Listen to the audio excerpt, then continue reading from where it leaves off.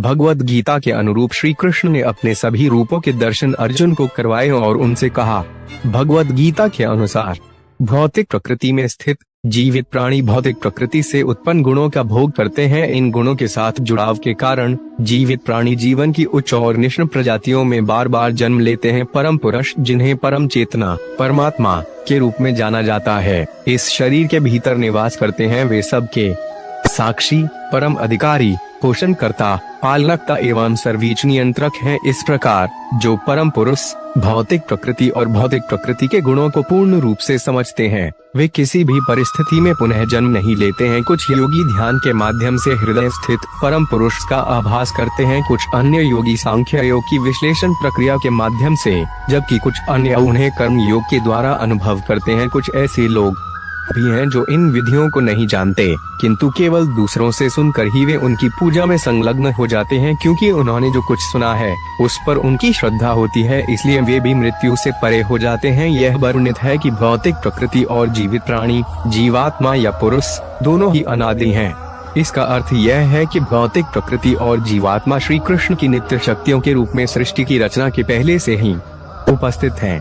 जीवात्मा का स्रोत या उत्पत्ति समय के शुरू होने से पहले तटस्थ स्तर भौतिक और आध्यात्मिक स्तर के किनारे में है। इस संबंध में जीवों की उत्पत्ति और भौतिक प्रकृति दोनों ही अनादिकाल से है और इनका कोई पहला कारण नहीं है। वे बिना किसी प्रथम कारण के हैं, क्योंकि वे शक्तियां हैं, या यह कहे कि वे भगवान की शक्तियां हैं जो स्वयं ही अनादि अविनाश स्रोत के हैं। दूसरे शब्दों में सभी कारणों के कारण श्री कृष्ण है, इसलिए उन्हें सर्व कारण कहा जाता है।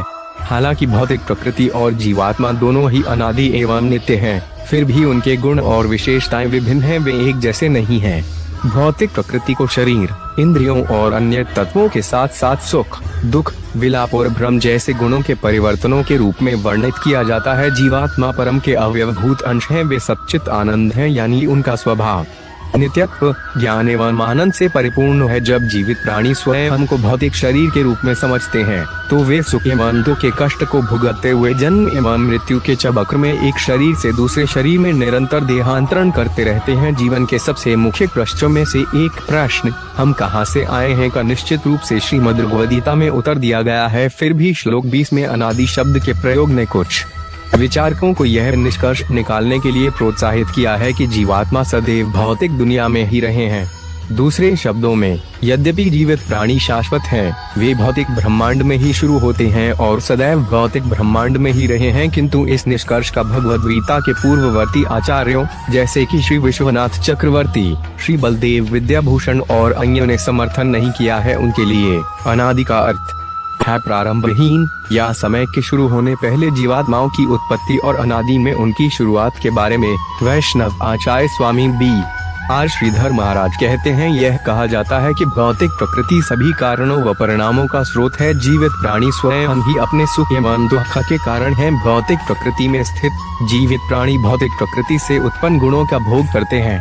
इन गुणों के साथ जुड़ाव के कारण जीवित प्राणी जीवन की उच्च और निम्न प्रजातियों में बार बार जन्म लेते हैं। परम पुरुष, जिन्हें परम चेतना परमात्मा के रूप में जाना जाता है, इस शरीर के भीतर निवास करते हैं। वे सब के साक्षी, परम अधिकारी, पोषण करता, पालनकर्ता एवं सर्वोच्च नियंत्रक हैं। इस प्रकार जो परम पुरुष भौतिक प्रकृति और भौतिक प्रकृति के गुणों को पूर्ण रूप से समझते हैं, वे किसी भी परिस्थिति में पुनः जन्म नहीं लेते हैं। कुछ योगी ध्यान के माध्यम से हृदय स्थित परम पुरुष का आभास करते हैं, कुछ अन्य योगी सांख्य योग की विश्लेषण प्रक्रिया के माध्यम से, जबकि कुछ अन्य उन्हें कर्म योग के द्वारा अनुभव करते हैं। कुछ ऐसे लोग भी हैं जो इन विधियों को नहीं जानते, किंतु केवल दूसरों से सुनकर ही वे उनकी पूजा में संलग्न हो जाते हैं, क्योंकि उन्होंने जो कुछ सुना है उस पर उनकी श्रद्धा होती है, इसलिए वे भी मृत्यु से परे हो जाते हैं। यह वर्णित है कि भौतिक प्रकृति और जीवित प्राणी, जीवात्मा या पुरुष, दोनों ही अनादि हैं। इसका अर्थ यह है कि भौतिक प्रकृति और जीवात्मा श्री कृष्ण की नित्य शक्तियों के रूप में सृष्टि की रचना के पहले से ही उपस्थित हैं। जीवात्मा का स्रोत या उत्पत्ति समय के शुरू होने से पहले तटस्थ स्तर भौतिक और आध्यात्मिक स्तर के किनारे में है। इस संबंध में जीवों की उत्पत्ति और भौतिक प्रकृति दोनों ही अनादिकाल से है और इनका कोई पहला कारण नहीं है। वे बिना किसी प्रथम कारण के हैं, क्योंकि वे शक्तियां हैं, या यह कहे कि वे भगवान की शक्तियां हैं जो स्वयं ही अनादि अविनाश के हैं। दूसरे शब्दों में सभी कारणों के कारण श्री कृष्ण है, इसलिए उन्हें सर्व कारण कारणम कहा जाता है। हालांकि भौतिक प्रकृति और जीवात्मा दोनों ही अनादि एवं नित्य हैं, फिर भी उनके गुण और विशेषताएं विभिन्न हैं, वे एक जैसे नहीं हैं। भौतिक प्रकृति को शरीर, इंद्रियों और अन्य तत्वों के साथ साथ सुख, दुख, विलाप और भ्रम जैसे गुणों के परिवर्तनों के रूप में वर्णित किया जाता है। जीवात्मा परम के अवयवभूत अंश हैं, वे सच्चित आनंद हैं, यानी उनका स्वभाव नित्यत्व, ज्ञान एवं आनंद से परिपूर्ण है। जब जीवित प्राणी स्वयं को भौतिक शरीर के रूप में समझते हैं, तो वे सुख एवं दुख के कष्ट को भुगतते हुए जन्म एवं मृत्यु के चक्र में एक शरीर से दूसरे शरीर में निरंतर देहांतरण करते रहते हैं। जीवन के सबसे मुख्य प्रश्नों में से एक प्रश्न,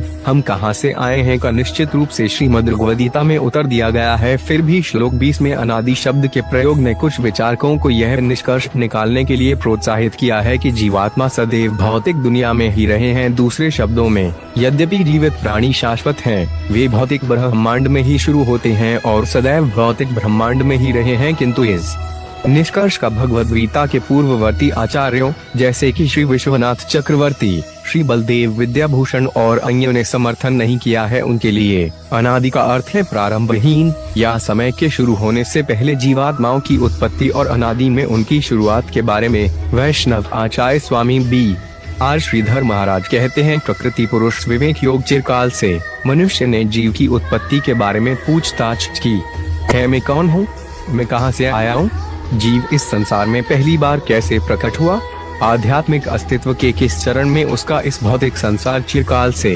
मनुष्य ने जीव की उत्पत्ति के बारे में पूछताछ की है। मैं कौन हूँ, मैं कहाँ से आया हूँ, जीव इस संसार में पहली बार कैसे प्रकट हुआ, आध्यात्मिक अस्तित्व के किस चरण में उसका इस भौतिक संसार में पतन हुआ।